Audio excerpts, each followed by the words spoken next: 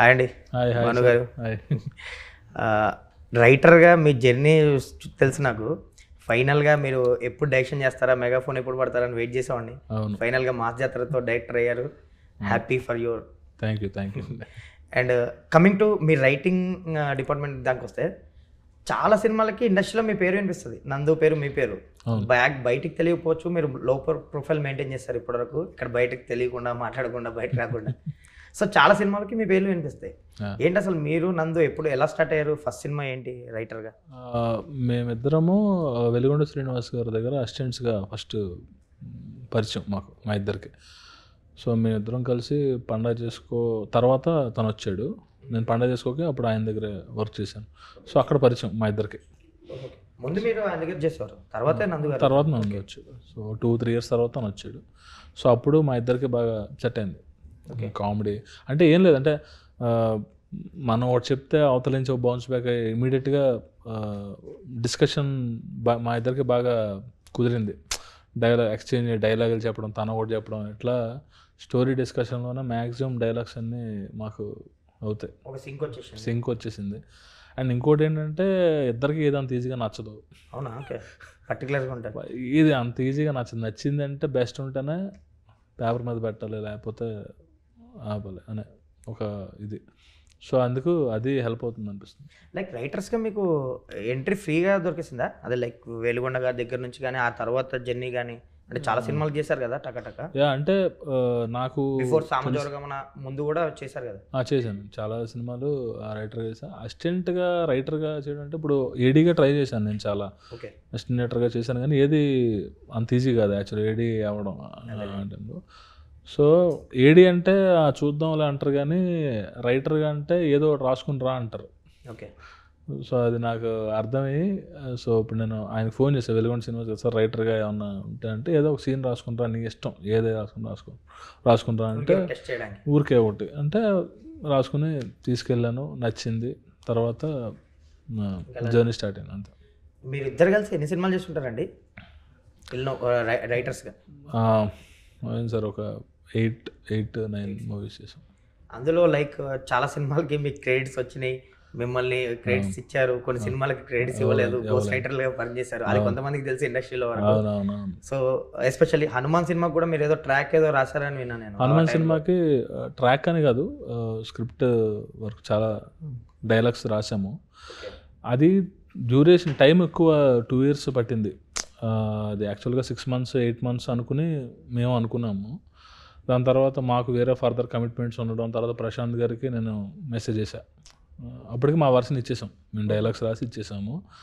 ఫర్దర్గా షూటింగ్లో కానీ ఆ టైం కానీ చేంజెస్ ఎక్కువ ఉంటే మేము టైం ఇవ్వలేము, ఎందుకంటే మాకు చాలా వేరే కూడా కమిట్మెంట్స్ ఉన్నాయని చెప్తే ఓకే గుడ్ లక్ అని చెప్పారు ఆయన. అట్లా ఆ క్రెడిట్ ఇవ్వలేదు కదా సినిమాకి సంబంధించి, మీ క్రెడిట్స్ ఏం రావలేదు కదా? క్రెడిట్స్ అంటే రాలేదంటే రోలింగ్లో వేసామని ఎవరు అన్నారు. బట్ యాక్టింగ్ ఉంటుందండి, అంటే రైటర్గా కొంచెం ఒక సినిమాకి వర్క్ చేసినప్పుడు ఒకప్పుడు వినేవాళ్ళం మనం, గోస్ట్ రైటర్లు వాళ్ళ పేర్లు వేసేవారు కదా. ఇప్పుడు మొత్తం మారింది, టెక్నీషియన్స్కి వాల్యూ పెరిగింది, బయట మాట్లాడుకుంటున్నారు, మీకు గుర్తింపు వచ్చింది. ఇప్పుడు రైటర్స్ కానీ ఎడిటర్లకి అందరికీ, టెక్నీషియన్స్ అందరికీ, డిఓపిస్కి అందరికి వచ్చింది.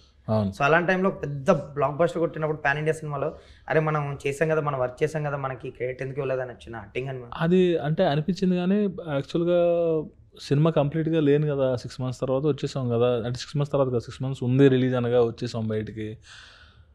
మన డైలాగ్స్ అన్నీ ఉన్నా, అవన్నీ వర్క్ అయినా, సత్యాది కానీ మిగతావి కానీ, స్టార్టింగ్ ఇంద్రా మూవీ రెఫరెన్స్, నేనున్నా నాయనమ్మ, తేజ గారు ఉంటుంది.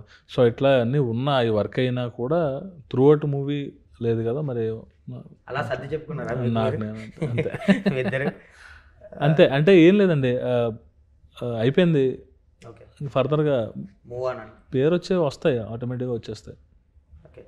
అలా ఇంకేమైనా సినిమాలకి కొంచెం హట్ అయిన సందర్భాలు ఉన్నాయా మీరు రైటర్స్గా మీరిద్దరు?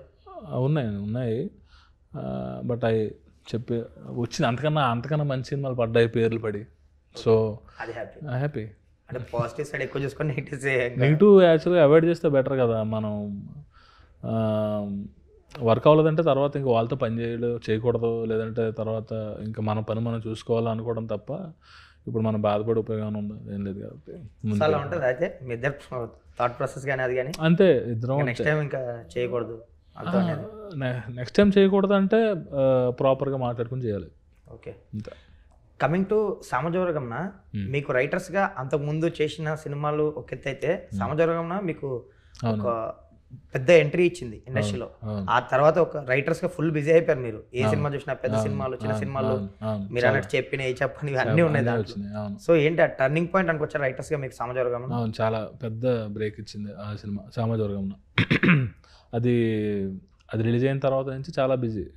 చాలా సినిమాలు అడిగారు, కొన్ని ఒప్పుకొని టైం దొరక్క రాయలేనివి కూడా ఉన్నాయి. బిజీ అయ్యారు. అయ్యా. ఎస్పెషల్లీ ఆ సినిమాలో కామెడీ ట్రాక్స్ కానీ కామెడీ కానీ హిలేరియస్గా వర్కౌట్ అయింది. నరేష్ గారు క్యారెక్టర్ పట్టుకొని మీరు ఇద్దరు రాశారు. అవును. నాకు తెలిసి మీరు స్క్రిప్ట్ రాసేటప్పుడు పెన్ను పెట్టినప్పుడే నరేష్ గారు అని రాసుకుంటారేమో కదా? నరేష్ ఆ సినిమా తర్వాత ఇంక మాకు స్టార్ట్ అయింది, ఈజీ అయింది. యాక్చువల్ ఆ సినిమా క్యారెక్టర్ అనుకున్నప్పుడే నరేష్ గారు అనుకునే డెవలప్ చేసాము. అదే ఆయనే చేశారు. తర్వాత ఇంకా మాకు ఈజీ అయిపోయింది, ఆయన క్యారెక్టర్ పెట్టాలి, పెడితే బాగుంటుంది, ఎంటర్టైన్ చేయగలం అని. సో యాజ్ ఆఫ్ నవ్ అయితే ఇప్పుడు నెక్స్ట్ వచ్చే నారి నారి రామభరాజ్ది శర్వానంద్ మూవీ ఉంది కదా, ఆయన మూవీలో నరేష్ గారి ట్రాక్ కానీ హీరో గారు మంచి కాంబినేషన్ పడింది అందులో. అండ్ రైటర్గా ఇండస్ట్రీలో ఇప్పుడు గుర్తింపు వస్తుంది, ఒకప్పుడు ఉండేది కాదు. బట్ ఇప్పుడు ఏంటి సార్, ఎలా ఉంది అసలు? మీరు ఇప్పుడు బిఫోర్ మాస్ జాతర వరకు మీరు రైటింగ్ డిపార్ట్మెంట్లో ఉన్నారు కదా మేము ఇద్దరు. సో ఏంటి, ఎలా ఉండేది అసలు? ఆ గుర్తింపు అనేది ఉందా, లేదంటే? అంటే గుర్తింపు అంటే ఎట్లా క్రెడిట్స్ మనకి బయట మాట్లాడడం కానీ ఎనీథింగ్, ఏదైనా రెస్పెక్ట్ కానీ ఇప్పుడు ఉందా? ఒకప్పుడు ఉండేది కాదు కదా అసలు. ఇప్పుడు రైటర్స్ రెమ్యూనరేషన్ కానీ ఏదైనా కానీ ఇప్పుడు గుర్తింపు అవ్వడానికి కూడా రైటర్స్ ఎవరున్నారు అంటే, ఎవరున్నారంటే నా ఉద్దేశం ఏంటంటే ఎక్కువ మంది తక్కువ అయిపోయారు. రైటర్సే డైరెక్టర్స్ అయిపోతున్నారు, డైరెక్టర్సే రాసుకుంటున్నారు. సో ఇప్పుడు గుర్తించడానికి అని స్పెషల్గా ఇది తక్కువైంది, చాలా తక్కువ మంది ఉన్నారు రైటర్స్. అది యాక్చువల్గా ఇది ఏంటంటేనండి, రైటింగ్ ఏంటంటే ఎవరికి తెలియని వర్క్ బయటకి రైటర్కే తెలుస్తుంది. అది ఏం రాశాడు, ఎంత వర్క్ చేశారు ఏంటన్నది ఎవరికి తెలియదు. 4 గోడల మధ్య ఉంటుంది వర్క్, అంతే. బయట ఎక్స్పోజ్ అయ్యేది కాదు ఆ క్రాఫ్ట్. సో చెప్పేది డైరెక్టర్ చెప్పాలి, లేదంటే సినిమా క్లోజ్గా మూవ్ అయ్యేది చెప్పాలి, క్రెడిట్స్ చూస్తారు, అంతే.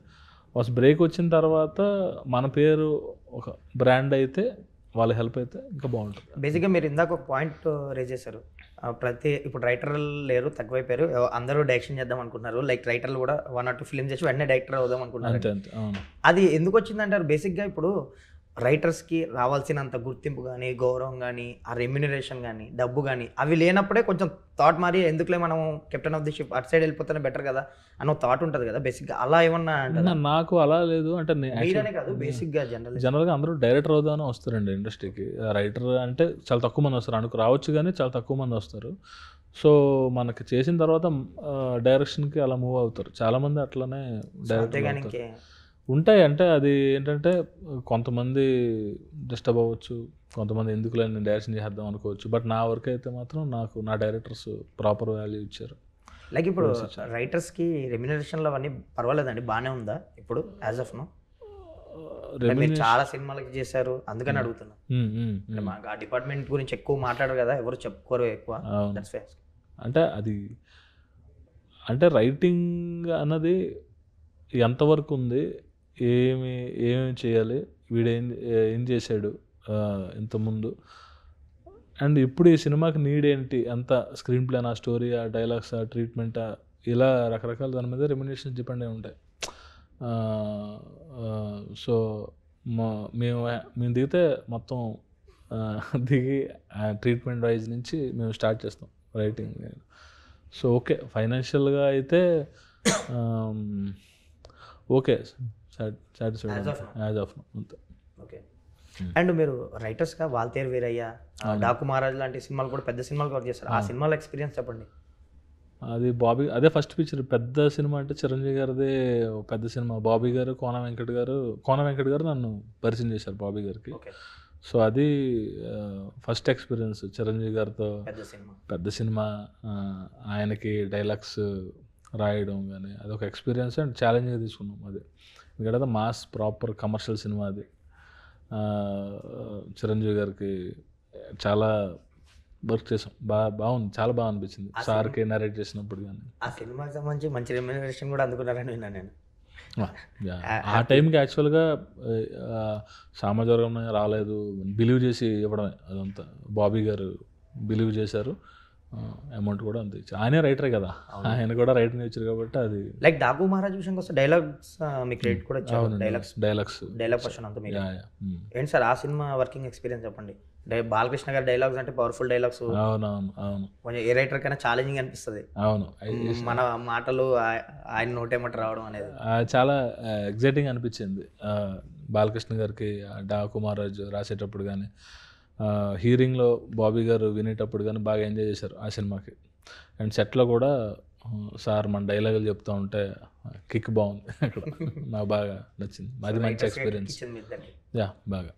కమింగ్ టు మాస్ జాతర అంటే ఈ సినిమా నాకు తెలిసి వెరీ లాంగ్ బ్యాక్ రవితేజ గారు భానుని ఇంట్రడ్యూస్ చేస్తున్నారు, రైటర్ భానుని. డివివి బ్యానర్ అని విన్నాను నేను ఆ టైంలో. ఏంటి సార్ ఆ బ్యానర్ నుంచి ఆ ట్రావెలింగ్ నుంచి ఇక్కడ సితార వరకు ఏం జరిగింది అసలు? అంటే డివివి గారు రవితేజ గారు ఇది కాంబినేషను.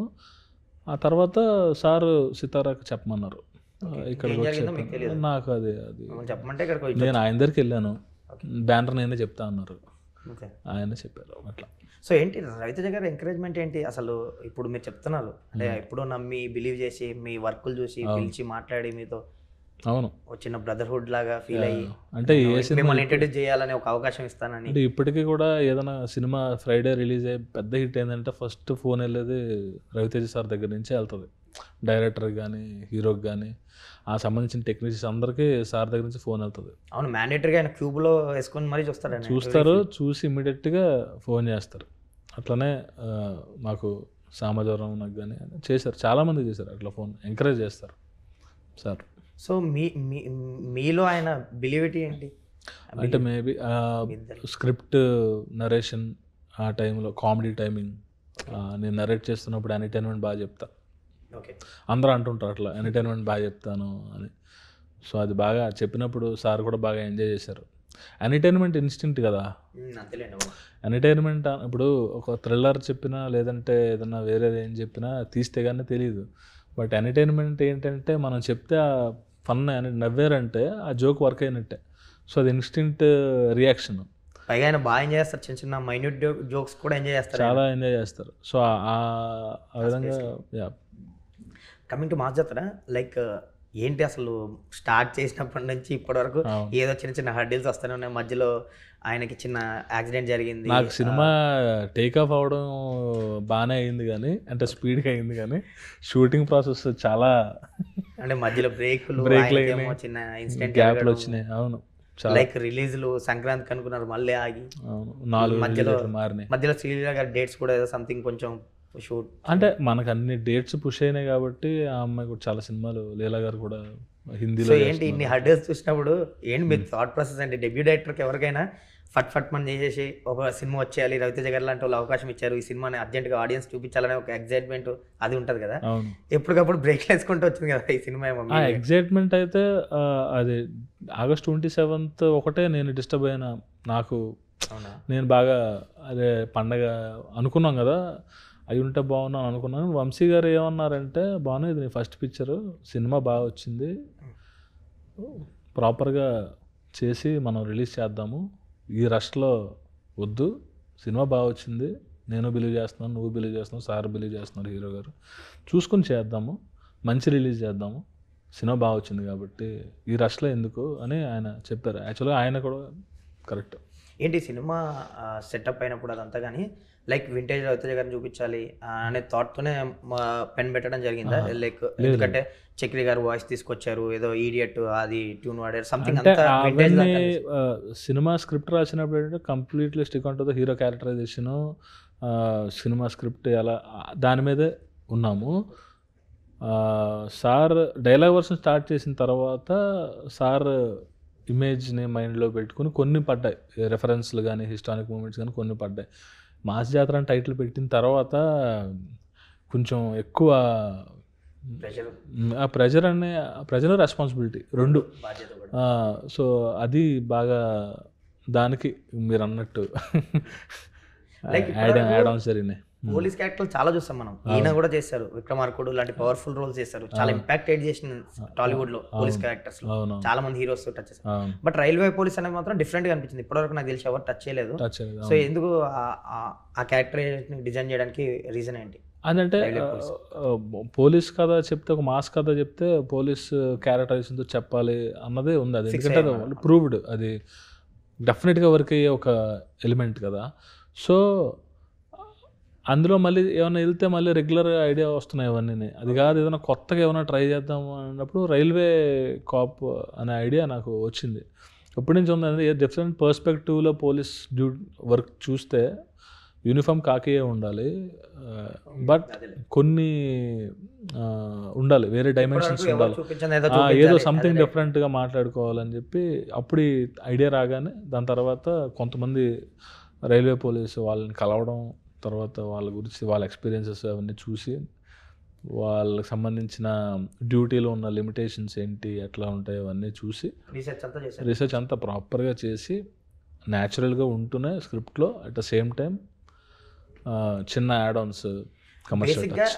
పోలీస్ అనేది కాప్ రోల్ తీసుకుంటే చాలా క్రియేట్ చేయొచ్చు మనం. యాక్షన్ ఎపిసోడ్స్ కానీ సిచ్యువేషన్స్ కానీ చాలా ఉంటాయి అంటే ఇవన్నీ. బట్ రైల్వే పోలీస్కి వచ్చేసరికి మీరు ఏం చెప్పబోతున్నారు, రైల్వే ట్రావెలింగ్లో ఏం జరగబోతుంది అనేది ఒక చిన్న ఇంట్రెస్టింగ్ అనిపిస్తుంది అందరికి టీజర్ అది చూస్తుంటే. లైక్ ఏం చెప్పబోతున్నారు అంటే క్రిస్ప్గా ఏదైనా చెప్తారా? అంటే ఏదో డిఫరెంట్ ఎలిమెంట్ తీసుకున్నారా ఈ సినిమాకి సంబంధించి? డిఫరెంట్ ఎలిమెంట్ అడివివరం మనకు విలేజ్, ఫిక్షనల్ విలేజ్ బ్యాక్డ్రాప్లో ఉంటుంది. అక్కడికి హీరో ట్రాన్స్ఫర్ అయ్యి వెళ్తే అక్కడ ఉన్న సిచ్యువేషన్స్ ఏంటి, అక్కడ ఉన్న క్రైమ్ ఏంటి, ఆ బ్యాక్డ్రాప్లో ఎలా జరుగుతుంది అన్నది సినిమా. లైక్ ఆ ట్రావెలింగ్స్ అన్ని ట్రైన్ ట్రావెలింగ్స్ అంటే ట్రైన్ ట్రావెలింగ్ అంటే ట్రైన్ జర్నీలో ఉండే పాసింజర్స్ అనేది కానీ అది కాదు. హీరో ఆ జర్నీ, ఆ బ్యాక్డ్రాప్లో ట్రావెలింగ్ అది ఉండదు ఇందులో. ఉంటుంది కానీ అది మేజర్గా దాని మీద డ్రివెన్ అవ్వదు. పాయింట్ రైల్వే స్టేషన్ దీంట్లో పాయింట్లో డ్రివెన్ అవుతుంది. లైక్ మీరు ఈ రైల్వే స్టేషన్ సెట్ వేసి అదంతా కూడా చేశారు కదా, కొంచెం ఛాలెంజింగ్ అనిపించిందా? లైక్ అది క్రియేట్ చేయడం కానీ అక్కడ షూట్ చేయడం కానీ అదంతా ఛాలెంజ్ అంటే యాక్షన్ పార్ట్స్ కూడా ఎక్కువ ఉన్నట్టు ఉంది. అవునండి, అవును. అదే మొదలు సపరేట్ సెట్ కూడా వేసారు. సెట్ జనవాడలో 6 crores పెట్టి సెట్ వేసాం. రైల్వే స్టేషన్ సెట్, బోగీలు, ఇంజిన్, గూడ్స్ 3 బోగీలు, ప్యాసింజర్ 3, ఇట్లా ప్రాపర్ ఇంకా ఎందుకంటే సినిమా బేసిక్ లైన్ దాని మీద ఉంది కాబట్టి దాని మీద చాలా పర్టికులర్గా ఉన్నాం, అది ఎట్లా ఉండాలి ఏంటి అన్నది. సో ఆర్ట్ డైరెక్టర్ నాగేంద్ర గారు బాగా అది డిజైన్ చేశారు. స్టేషన్ ఎక్స్పీరియన్స్ ఇవ్వబోతుంది అదంతా. లైక్ శ్రీలీల గారి క్యారెక్టర్ కూడా ఏదో సర్ప్రైజింగ్ ఉంటుందని విన్నాను నేను. ఏంటి ఏమన్నా దాచారా? అంటే ఇప్పటివరకైతే ఏం చెప్పట్లేదు కానీ సర్ప్రైజ్ అంటే అందుకే రెగ్యులర్ కమర్షియల్ హీరోయిన్ లా కాకుండా కొంచెం ఏదో రాశారు, కొంచెం పాయింట్ ఉంటుంది అంటే. అవునండి, అండ్ ఎక్కడ అంటే నాకు అనిపించింది ఏంటంటే సార్ను శ్రీలీల గారి మధ్య కెమిస్ట్రీ మనకి గ్యాంగ్ లీడర్లో విజయశాంతి గారు, చిరంజీవి గారి మధ్య ఉండే ఒక మాస్ టచ్ ఉంటుంది, ఒక లవ్ సీన్సే బట్ అందులో ఒక మాస్ టచ్ ఉంటుంది. సో ఆ స్టైల్లో ఉంటుంది ఇందులో. ఎక్కువ సర్ప్రైజింగ్స్ ఉన్నాయి. ఉన్నాయి, సర్ప్రైజెస్ ఉన్నాయి. Okay. And coming to first half interval గురించి విన్నా నేను. ఇంటర్వెల్ గురించి విన్నా. సెకండ్ హాఫ్ లో ఫైట్ గురించి ఏదో చెప్తున్నారు, అదేదో యూనిక్ ఫైట్ ఉండబోతుంది, ఆ థియేటర్స్ లో బాగా క్లాప్స్ విజిల్స్ వెళ్తాయి అంటారు. సెకండ్ హాఫ్ గురించి ఎక్కువ మాట్లాడుతున్నారు. యాక్చువల్గా సెకండ్ హాఫ్ గురించి ఎక్కువ మాట్లాడడం రీజన్ ఏంటంటే ఫస్ట్ హాఫ్ అప్పటికి ఎడిట్ చేయలేదు వంశీ గారు, చూసి సెకండ్ హాఫ్ ప్రాపర్గా అయిపోయింది వంశీ గారు చూసే టైంకి. ఓహో, ఓకే. సో అది సెకండ్ హాఫ్ చాలా బాగుంది, ఫస్ట్ హాఫ్ కూడా చాలా బాగుంది. ఆయన తర్వాత చూసి ఫస్ట్ హాఫ్ కూడా ఇప్పుడు ప్రాపర్గా ఉంది. ఆయన ఇప్పుడు 2 months బ్యాక్ చూశారు, అప్పుడే లైక్ ఏదో డిస్ట్రిబ్యూటర్ కూడా ఆ టైంకే చూశారు. చూసినప్పుడు సెకండ్ హాఫ్ ప్రాపర్గా ఎడిట్ చేసాం. ఫస్ట్ హాఫ్ అప్పటికి ఇంకా సాంగ్ బ్యాలెన్స్ ఉంది, కొన్ని 2-3 సీన్లు బ్యాలెన్స్ ఉన్నాయి. సో అవి యాడ్ ఆన్స్ అవి చేసిన తర్వాత ఇప్పుడు perfect. First half proper, second half ఏమాత్రం తీసుకోదు ఫస్ట్ హాఫ్. సో ఇంటర్వెల్ గురించి గట్రా చెప్పండి. సెకండ్ హాఫ్ లో యూనిక్ ఫైట్ గురించి ఏదో చెప్తున్నారు, ఏంటి, ఎలా డిజైన్ చేశారు, ఎలా ఉండబోతుంది? అది ఫ్యాన్స్ ఎక్స్పెక్ట్ చేస్తారు కదా. అదైతే సర్ప్రైజ్ ఫీల్ అవుతారండి. సెకండ్ హాఫ్లో మనకి 2 యాక్షన్ బ్లాక్స్ ఉన్నాయి. అవి వెంకట్ మాస్టర్ ఒకటి, పృథ్వీ ఒకటి చేశారు. రెండు మంచి సర్ప్రైజ్లు ఉంటాయి సినిమాలో. అవునా? యా, ఏదో ఎస్పెషల్లీ ఒక్కటి ఏదో యూనిక్గా ట్రై చేస్తారా? యూనిక్గా ఉంది ఒక ఐడియా. అవునా? ఇప్పటి వరకు కమర్షియల్ మాస్ సినిమాలో చూడని ఫైట్ అది. లేదు, చూడండి. పెద్ద పెద్ద సినిమాల్లో, కమర్షియల్ సినిమాల్లో ఇప్పుడు ఎక్కువ యాక్షన్ ఎక్స్ప్లోడ్ అయింది. అవును, అంటే అవి చూసిన కళ్ళతో ఇది కూడా ఇది అంటే ఇంటెన్స్ ఉంటుంది, అట్ ద సేమ్ టైం ఒక గోరీగా ఒక బ్రూటల్ టైప్ ఉంటుంది. డిఫరెంట్ ఫైట్ ఉంది, సర్ప్రైజ్ ఉంది. అది టీజర్లో ఒక ఊడి ముందు వేసాము, షార్ట్ ఒకటే రివీల్ చేసాం, మీకు చాలా ఉంది.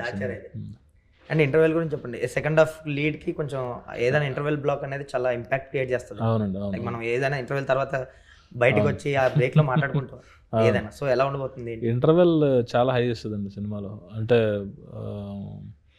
ఒక హీరో గారి ఆ మూమెంట్, అక్కడ ఉన్న ఆ మూమెంట్కి, ఆ సిచ్యువేషన్ని ఎలా డీల్ చేశారు, ఎట్లా అనేది ఒక సర్ప్రైజ్లా ఉంటుంది. అంటే నేను యాక్చువల్గా ఏదో రివీల్ అవ్వలేదు కాబట్టి నేను ఎక్కువ మాట్లాడలేను దాని గురించి, బట్ ఇంటర్వెల్ చాలా హై చేస్తుంది సినిమాలో. లైక్ రవితేజ గారి ఎనర్జీ గురించి చెప్పండి. టిల్ నో ఆయన ఫస్ట్ సినిమా నుంచి ఇప్పటి వరకు అదే ఎనర్జీ, సేమ్ ఎనర్జీ చూపిస్తారు ఆయన. ఆయనకి సార్ మీరు ఎనర్జీ అంటే నువ్వు నాకు బోర్ కొట్టేసింది, ఎనర్జీ అనే ఓడి వాడద్దు నువ్వు అంటారు ఆయన. కానీ ఆయన ఫుల్ ఎనర్జెటిక్గా ఉంటారు. సో సెట్లో కానీ అదంతా మీ అవును ఏంటి ఎలా ఉండేది ఆయనతో? ఆ ఎనర్జీ పాస్ చేస్తుంటారు ఆయన మనకు కూడా. మనం ఏదైనా లో మూమెంట్లో ఉన్నా కానీ ఏంటి అబ్బాయి అని. అదే చాలా ఫుల్ ఫన్, ఒక ఎంటర్టైన్మెంట్గా ఏది ఈజీ చేసేస్తారు. సార్ రాగానే ఒక కూల్ చేసేస్తారు మనని, అంత టెన్షన్ ఎక్కువ ఎవరు. సో దానివల్ల ఎంటర్టైన్మెంట్ సీన్స్ కానీ లేదంటే బాగా వర్క్ అయినాయి బాగా. లైక్ ఇప్పటివరకు రవితేజ గారి గురించి ఎవరికి తెలియదు ఏదన్నా ఒక విషయం ఏదైనా చెప్పండి.